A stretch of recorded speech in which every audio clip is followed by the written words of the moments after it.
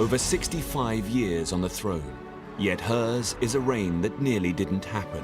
I think that for Princess Elizabeth, the abdication must have been catastrophic. Driven by duty, My whole life shall be devoted to your service. she's ruled over crisis and war Our thoughts today are with those in the South Atlantic. and dramatic social and technological change. Television has made it possible for many of you to see me in your homes on Christmas Day. She's seen over 12 prime ministers come and go. The Queen has a very sharp mind. She's endured the breakup of the empire and the creation of her beloved Commonwealth. The Queen had an instinct Of what the new Commonwealth was about. Throughout it all, she's been a steadying presence. Yet the most famous woman in the world remains mysterious. This is the inside story, as told by her closest friends and advisors. I think the Queen is basically a very shy person. She's very humble, actually. She's a wonderful mimic. I mean, she's really, really funny. It's hard to imagine a world without her. She has done her job bloody well. Elizabeth, the wife, the mother, the Queen.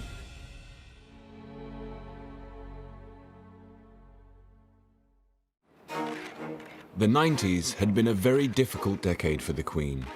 She dealt with a very public backlash after the breakup of her children's marriages. It has turned out to be an annus horribilis.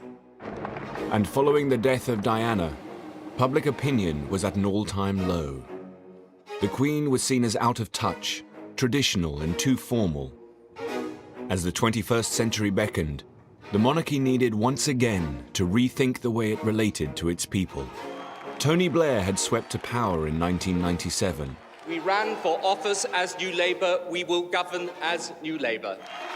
He was the Queen's 10th Prime Minister, her youngest to date, and perhaps her most modern. And he was all too aware of the importance of her role as our monarch. The Queen regards the monarchy as a huge responsibility, and all of her life has been trying to live out this sense of duty and obligation and to make sure that the monarchy remains still relevant to people. I found her ultimately very knowledgeable about issues and with this ability to kind of sense where public opinion was in a way that would have put to shame many politicians. Alistair Campbell was Tony Blair's Director of Communications at the end of the 90s and has written about the Queen.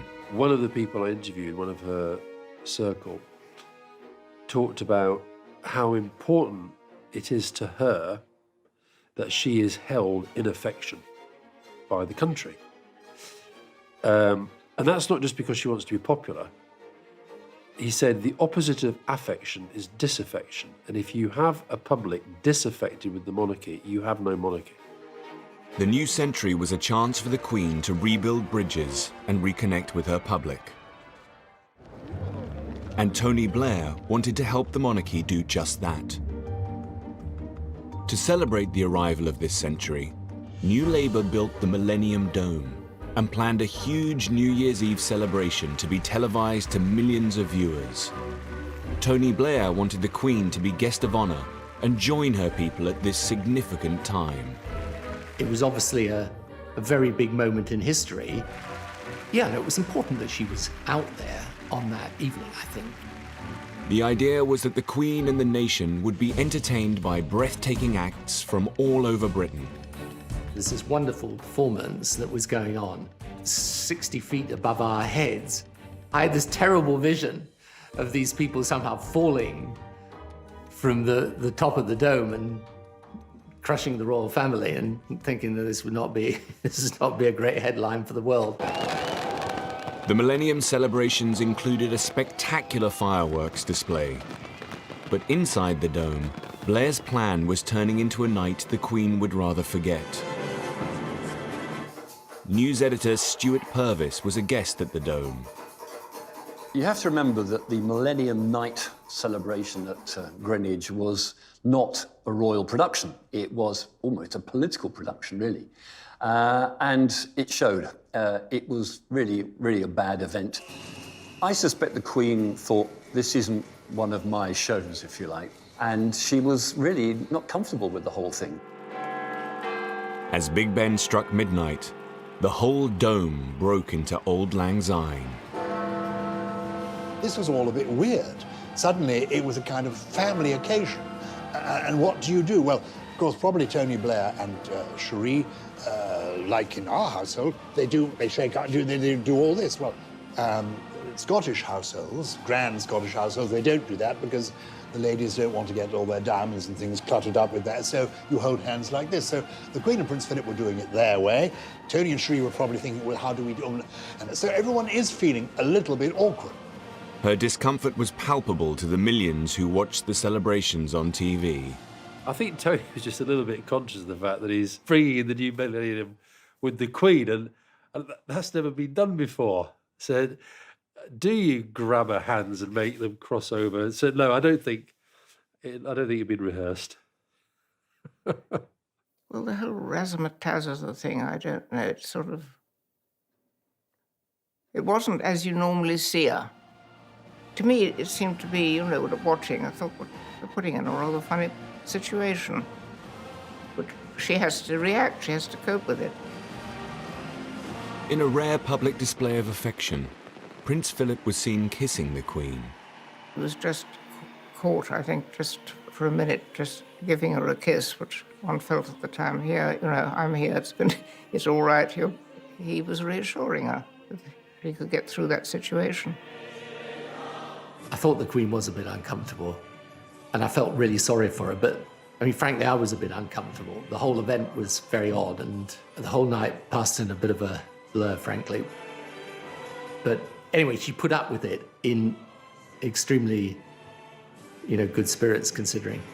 The event had put the Queen in an undignified position. Her attempts to reconnect and seem less traditional hadn't had the best of starts. At the turn of the century, the Queen was battling negative public feeling. The events at the Millennium Dome had done little to restore her popularity. And it wasn't just a problem at home. Abroad, her unpopularity had been building for some time. In Australia, there were plans to remove her as Queen. Critics speculated that if it could happen down under, then one day it could happen in the UK. In the 1990s, Australian Prime Minister Paul Keating had proposed a republic. It would be the intention that as a result of this committee's deliberations and the public discussion that would follow, the Australian people would be in a position to decide by referendum later in the decade whether Australia should become a republic by the year 2001. Though there's a lot of affection for the Queen in this country still, the country's outlook and aspirations can never be represented by a non-Australian. When I met the Queen in Balmoral, she said, of course, I will always take the advice of Australian ministers and the Australian people. And I said, ma'am, we'd expect no less and ask for no more. As well as Australia, the Queen was the head of 16 different nations across the globe, from Canada to Jamaica, New Zealand to Papua New Guinea. If Australia became a republic, more countries could follow suit. But despite the high stakes, she was careful not to get involved in the public debate. There was an affection there. After all, Prince Charles had been to Geelong Grammar School for a term or so. I think it would be disappointing to the Queen. But on the other hand, she had really accepted that it was the decision for the Australian people to make. In 1996, Keating was replaced as Prime Minister by John Howard, a politician with monarchist sympathies. But the referendum would still go ahead as planned. I honestly do not believe Australia would be a better country if we abandoned the present constitutional system. It's part of our history. And unless there's a good reason, you don't break links with your history. But even more important than that, it works. On the 6th of November 1999, Australia went to the polls. As the Queen nervously waited for the result, it looked like her 48-year rule of Australia was about to end. Well, the Queen was intensely interested in the outcome. I knew that whatever the outcome would be, she would wish Australia well and retain an interest and affection in it. When the ballots were counted, the results were a surprise to many. All 6 states had voted to keep the Queen. The country had an appointment with history, and it failed the appointment.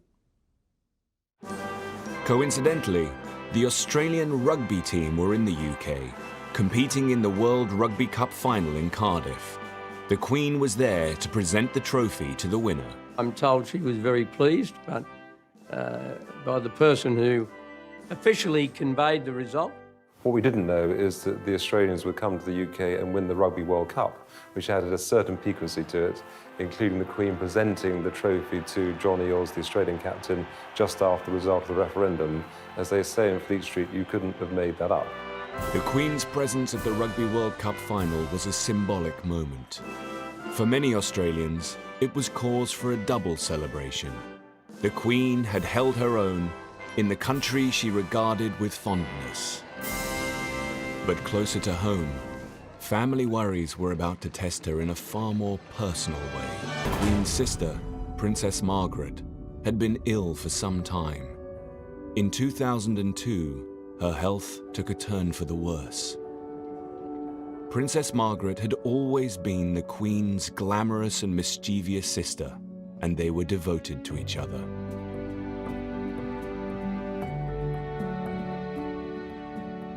She was the companion of her childhood, and she was younger than the Queen, and they did talk a lot, more or less every day. So she was a very, very constant presence in her life.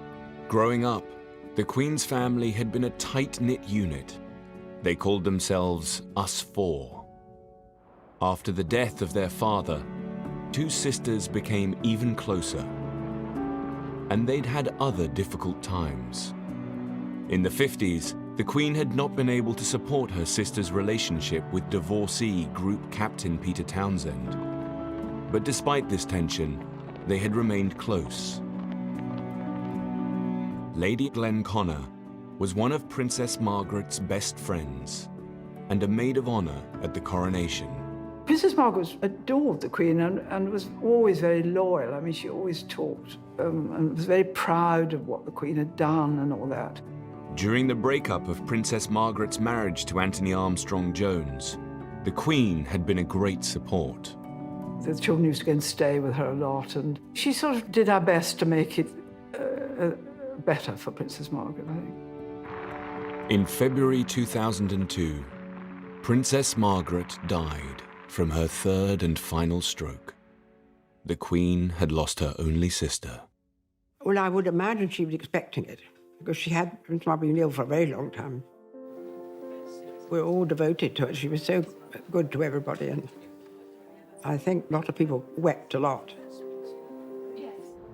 In a way, it was sad, but I was so glad that Princess Margaret, who'd suffered so much at the end, and for somebody like that who'd been so vivacious and beautiful and enjoying life, to see her in a wheelchair, unable to see, it broke my heart, actually. Princess Margaret's funeral was a relatively low-key affair for a member of the royal family. For the Queen, it was a doubly sad occasion. Princess Margaret's funeral fell on a very painful anniversary. 50 years ago to the day, they had buried her father in the same chapel at Windsor. When Princess Margaret died and the Queen Mother was still at Sandringham, where she would have probably stayed, but she insisted on coming down to Windsor and taking part in the funeral. A fragile Queen Mother didn't want to be seen by the press. We all sat in front, all the ladies in waiting, together, and it was terribly poignant because the Queen Mother was a wheelchair, and when the coffin went by, she tried to stand up. I think she may have been helped up so that she could be standing when Princess Margaret's coffin went. Princess Margaret was cremated, one of the first members of our family, I think, because she wanted to be buried between her parents. There was any room, really, for ashes. In the weeks after Princess Margaret's death, the Queen Mother's health continued to deteriorate. The Queen obviously had been worried about the Queen Mother for some time because the Queen Mother was an enormous age and was appearing in public very regularly. The Queen would obviously be worried that she was going to fall over or something, which luckily she never did. I think the Queen Mother had been ill for some time, and she had some trouble with her lungs, I think, and constant coughing and that sort of thing. But it was all kept fairly low-key, you know, they didn't talk about it much. And she was, after all, in her 102nd year, I think. Wonderful. The Queen Mother had been the Queen's rock throughout her 50-year reign. I think hardly a day went by without communication between them, either visit or telephone call. And when the Queen was overseas, she wrote a series of letters every day back to her mother. I mean, the Queen Mother had a lot of adulation from the public, and people loved her. And Queen Mother was a very strong person. I think she's got a lot of her mother's qualities in her, the Queen. Just 6 weeks after Princess Margaret's death, on the 30th of March, the 101-year-old Queen Mother passed away. The Queen Mother mysteriously and miraculously waited until the one day in the year when she could have died without any inconvenience to anybody. She waited until the Queen was at Windsor, with all her family around her. The Queen was out riding and was just summoned to Royal Lodge, and as I understand it, the Queen Mother had her head perfectly all right until about 10 minutes before she died, when she just sort of basically spun away. The two women who had been closest to the Queen throughout her 50-year reign were now gone. She'd lost her mother, who was not only a friend and companion, but her mother, somebody she spoke to every day on the telephone, that she would visit regularly, that she knew and loved, and was the link also with her father, you know, a key figure in the Queen's life. The Queen Mother's would be the first royal public funeral at Westminster Abbey since Princess Diana's in 1997. There was speculation in the newspapers that people wouldn't turn up, that, you know, the Queen Mother, being over 100 years old, belonged to another generation, that people wouldn't remember her. In fact, people turned up in their hundreds of thousands. I mean, the country was mourning. Sir Michael Wilcox was the Queen's black rod at the time. He was her daily representative in Parliament and responsible for many ceremonial duties. After the Queen Mother's death, he organised for the coffin to be brought to Westminster Hall, where the public would come to pay their respects. Initially, when she died, and at the first meeting, coordinating meeting at Buckingham Palace, there was a sense that we should only open the lying in state for a limited period during the day. And I argued against that. I felt that the nation would turn out for the Queen, both in sympathy and to show their affection. We opened on the first morning, and within 3 hours, we had a 3-mile queue. And I then said, okay, we'll keep it open 24 hours a day. It was overwhelming, and the queue went right the way out down the other side of the Thames. There were all kinds of people. There were young children, young mothers, young families, and the older generation. So you name it, and they were in that queue. Over 1 million people came to mourn the Queen Mother. It is the fairy tale Queen Mother, the mother of our sovereign. For much older people, she was the Queen during the Second World War. She represented their lifetime story. There is an outpouring of emotion that is about oneself, one's country, exemplified in the life of the person who has died. One hesitates to compare it to the emotion over Diana, but it was a mass popular moment of emotion when perhaps the cycle after the death of Diana swung decisively in the monarchy's favour. She's had a great life. Diana only had a short life, but she's done so much for history, she's gone through so much, and she just really puts the backbone back into Britain. She was a wonderful lady. We love him very much, and he do a lot of good for we. As the Queen left Westminster Hall, the crowd reacted in a surprising way. It would be a transformative moment as the public now began to support the Queen. There was this very polite, very discreet clapping, which was almost symbolising the transference of affection from one great matriarch to another. And I know that the Queen was very touched by that. On the eve of the funeral, the Queen addressed the nation. Ever since my beloved mother died over a week ago, I have been deeply moved by the outpouring of affection which has accompanied her death. But the extent of the tribute that huge numbers of you have paid my mother in the last few days has been overwhelming. I thank you for the support you are giving me and my family as we come to terms with her death and the void she has left in our midst. Well, it must have changed her life enormously to lose her mother and her sister within a few months of each other like that. It must have been very traumatic for her, very sad. I think she missed them a lot. I mean, suddenly she'd lost her two best friends, really.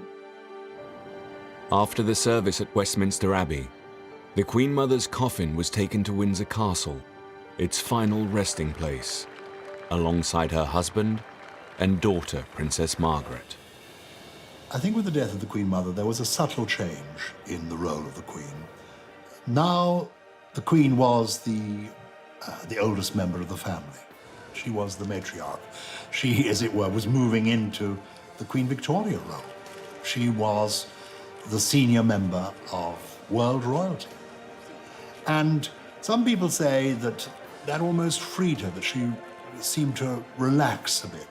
Well, Martin Charteris, who I think was her best private secretary, always used to say, wait and see what happens when the Queen Mother dies. Because I think with any parent, somehow they're always looking over your shoulder. And suddenly, she did blossom. There's no question about it. These deaths would herald a new era in the Queen. At the turn of the century, the Queen had lost two of the most important people in her life. Her sister, Princess Margaret, and the Queen Mother. Despite the public sympathy for the Queen, the sovereign still had a problem with her image. She needed a new way to connect to her people and show that she was in touch. She and her senior advisors had created a working party to develop a new strategy. They called it the Way Ahead Group. It was chaired by the Queen herself. The Queen was central to the Way Ahead Group, but actually not just the Queen. Every single member of the inner royal family came to the Way Ahead Group and their private secretaries. The meetings were sometimes a bit chaotic. I recall that the Queen had a bit of a tendency to chat to whoever was sitting next to her rather than paying full attention to the proceedings. The Duke of Edinburgh had to sort of call people to order from time to time. One of the issues the group looked at was the itinerary for the Queen's public engagements. The Way Ahead Group suggested that she made her visits edgier and more inclusive.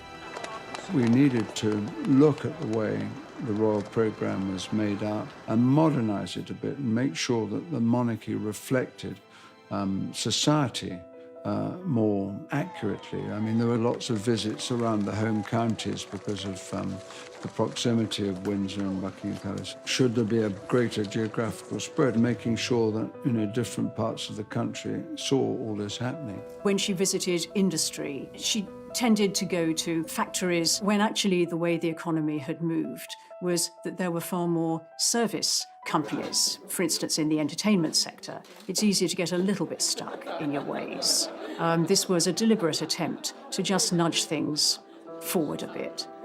The Queen is very pragmatic. She's willing to look at the pros and cons of an argument and then go for something that's, the modern way of doing things. That's another feature of her character.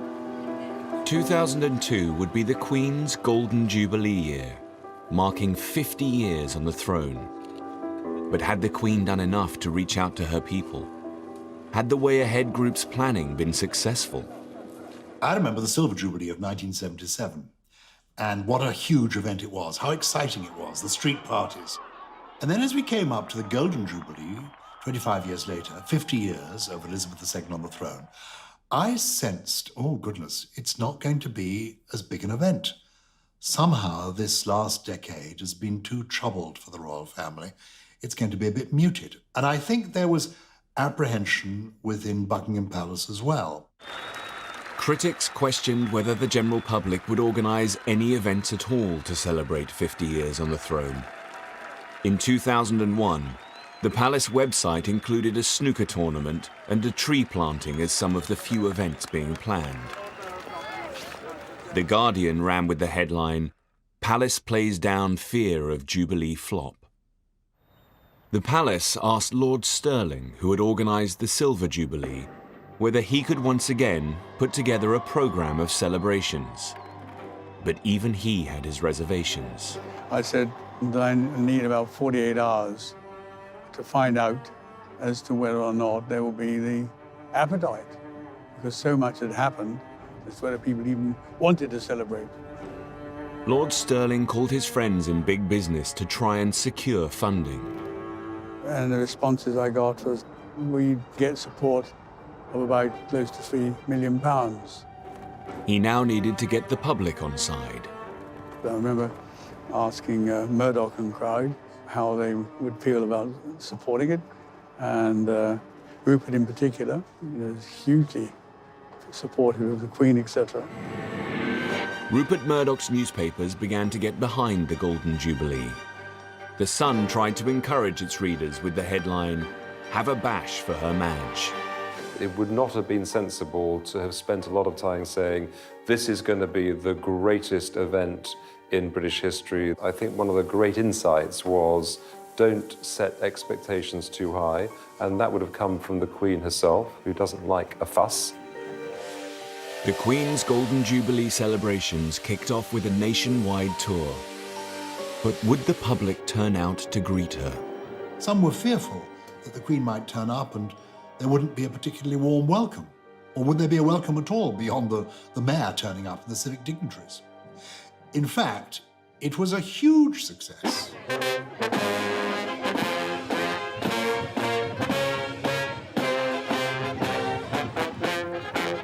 I was privileged to be part of the tour, to go on some of these visits. And the Queen was moved, was touched to find that so many people turned up, cheering, waving their flags. And from people being apprehensive about it, it turned into a huge triumph.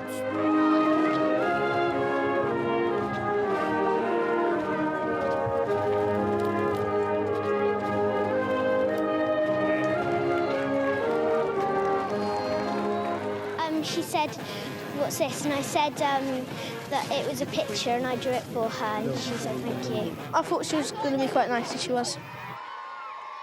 The Golden Jubilee was a great opportunity to put further into practice some of the initiatives that had been trialled in the previous year. So I think that was a really good year. And people were genuinely surprised that the Queen was out and about in the way that she was, visiting inner cities, disadvantaged people, showing Britain for better and also the areas that needed to have light shone on it.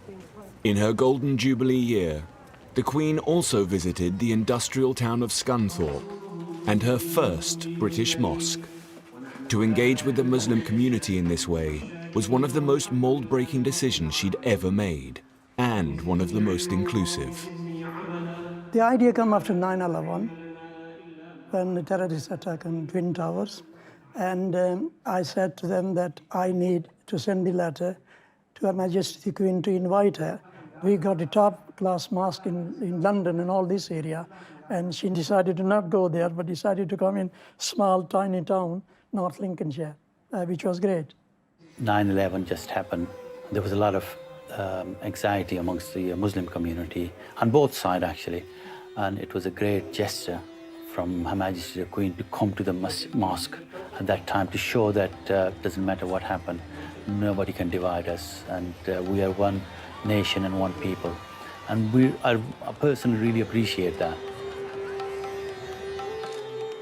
She took the shoes off and she came into the mosque. We were all lined up, everybody, to meet her. We were all anxious and not really prepared, but when we met Her Majesty, it was like meeting someone that we knew from our childhood. She was such a nice, down-to-earth person. Queen takes a huge interest in people when she meets them. I mean, she doesn't just shake hands and turn away. She really wants to talk to them and to know what they're doing and what their interests are. She was very interested in the history of Islam, especially the Mecca because we had all the pictures here, you see, and she was asking about that. And I was lucky enough to give her a Quran myself, which she accepted, and I think it's still somewhere kept in a safe place, maybe in Buckingham Palace, I don't know. And she might read it. She is queen for all of us, and it is fantastic that we made the history. Rest of my life and other people's life, it will stay with us. You know, what she did was really, she won the heart of millions of Muslims. At the start of the century, the Queen had been unpopular and out of touch. In her Golden Jubilee year, she showed that she was prepared to evolve as she met different kinds of people and went to new places. Change has become a constant. Managing it has become an expanding discipline. The way we embrace it defines our future. Her Jubilee Parade in June 2002 was the ultimate example of this relaunch. This was a new, more inclusive kind of monarchy. 20,000 people marched down the Mall, including firemen, circus performers, Bollywood dancers, and even Hell's Angels.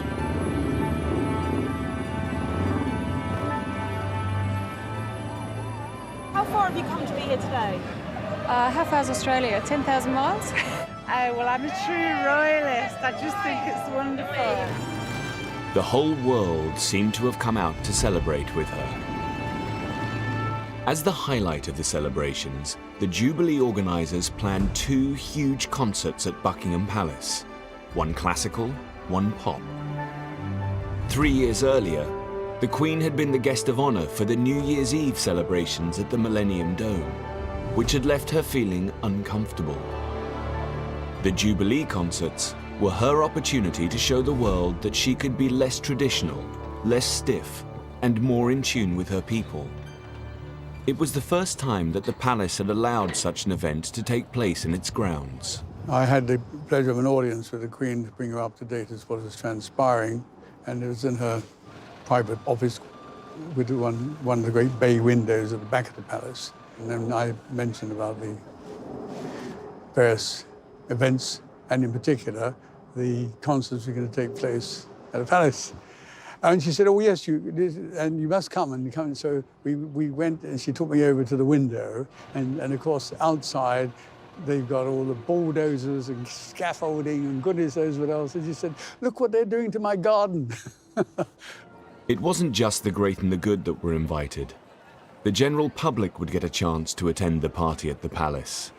2 million people entered the ballot for golden tickets. Having these major events in the palace itself, I think, was a brilliant idea, as it sort of brought people into it as against having the mystique. The pop party at the palace lasted for 3 hours.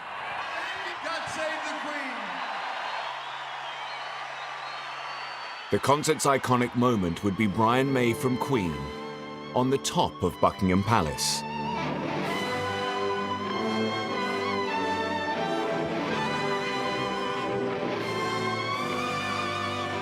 The Queen had heard her national anthem many times, but not quite like this.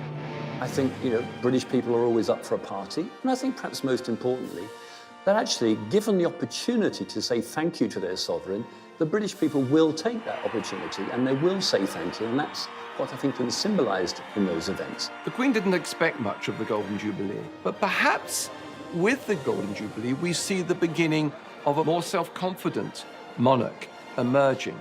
It's her millennium. It's her turning of the clock and moving into a new, very relaxed, very happy age. The Golden Jubilee had put the Queen back on top, but there was still a problem that she needed to resolve. At the classical concert, a few rows back from Prince Charles, was his longtime mistress, Camilla Parker Bowles. This was her first public appearance in the presence of the Queen. For the Queen to truly put the difficulties of the past decade behind her, Camilla's status in the royal family needed to be dealt with once and for all. It became clear that Prince Charles's relationship with divorcee Camilla Parker Bowles needed to be sorted out. Camilla's presence tarnished the Queen's public image. Divorce from the early years has been the bugbear of the Queen's reign, from the abdication through Margaret and then up to Charles and Diana. It manifested itself still as an issue when it came to the remarriage of these two divorced persons, Charles and Camilla. But there was this extra dimension that Camilla was perceived, rightly or wrongly, as the reason for the breakup of the marriage and the tragedy of Diana. By the time of the Jubilee, Camilla was living with the prince at Highgrove. He had always made it absolutely clear that she was a non-negotiable part of his life. So you have a situation where the Prince of Wales is basically, if I can put it like this, living with his mistress. And that's not very satisfactory, because one day he becomes head of the Church of England. She was a divorcee. He had also been divorced, but his first wife was dead. In an attempt to introduce a more positive image of Camilla, Prince Charles ran a carefully planned public relations campaign. The Camilla problem needed to be settled before his succession to the throne. If he was going to marry her, it had to happen during the Queen's reign. And so a very well orchestrated campaign set up, which took about 2 or 3 years, at the end of which they were able to marry. On the 9th of April 2005, Charles and Camilla married in Windsor Registry Office. But there was one key person who could not attend. The Queen clearly believes in being the defender of the faith, and people also forget she is the supreme governor of the Church of England. So there are certain things that she will not do because of the kind of authority God has given her. The Queen could not possibly be seen to countenance the remarriage of two divorced persons. So it was quite simple. They had to go down to a registry office in town, in Windsor, and get that side of things done, the public side, with her not involved.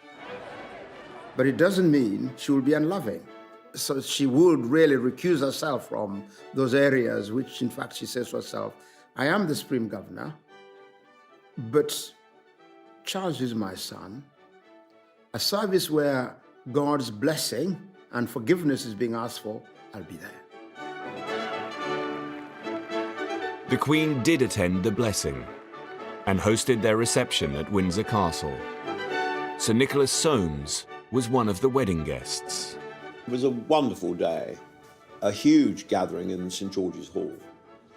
And the Queen was very, very much on parade. And she made the most charming speech.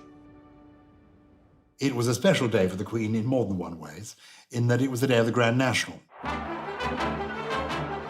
Brass tapped. Voice says, the Queen has an announcement to make, an important announcement. And the Queen stands there and says, yes, exciting news, everyone. Hedgehunter has won the Grand National. She used it as a metaphor and talked about Charles and Camilla and said how they'd survived Beecher's Brook, how they'd survived the chair and all the other obstacles. And they had come home and dry and won the race. And she said, welcome to the winner's enclosure. And to liken the struggle that they'd been through to the Grand National from the Queen really was the sign of approval.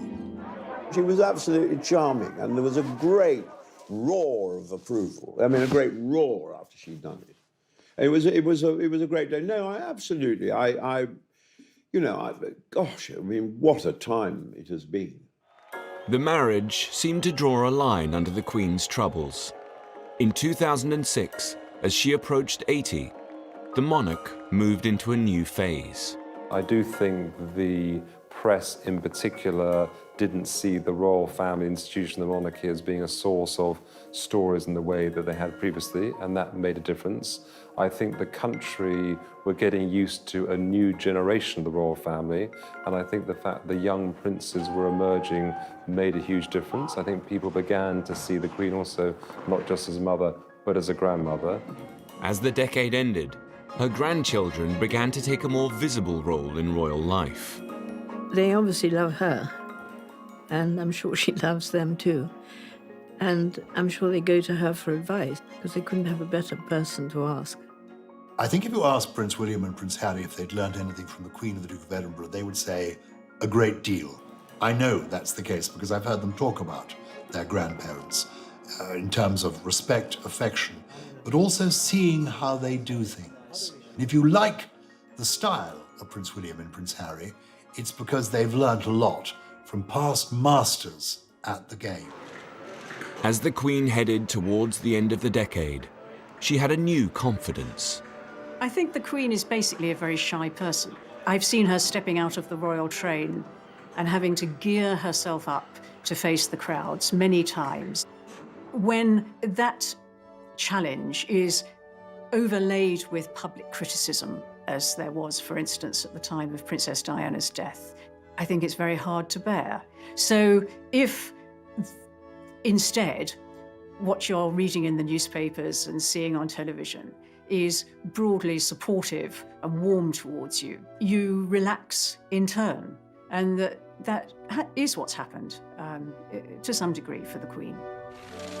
Finally, she came into her own and became in many ways a different woman, clearly at ease with herself, but she is clearly totally at ease enjoying her job, and the country is enjoying her doing it and wants her to go on doing it as long as jolly well possible. She had seen personal loss with the deaths of her mother and sister. She had seen her son and heir, Prince Charles, remarry, and she had proved her relevance to the British people. At the end of the decade, her popularity had never been so high. The world now saw a more self-assured monarch, the nation's grandmother. You know, she's demonstrated through all this change the human side. She recognized that you have to be more out there with the people in today's world. But you never forget with her that she's the Queen. And that ability to retain the aura at the same time as move with the new age, that's really what marks her out, I think. Next time, as the Queen heads towards her Diamond Jubilee, there will be weddings to celebrate and a new generation of royals. But there will also be difficult territories to navigate on her first trip to Ireland. The security for Her Majesty the Queen's visit was huge. We knew that there would have been people who would not have wished her well. And the Queen will become Britain's longest reigning monarch.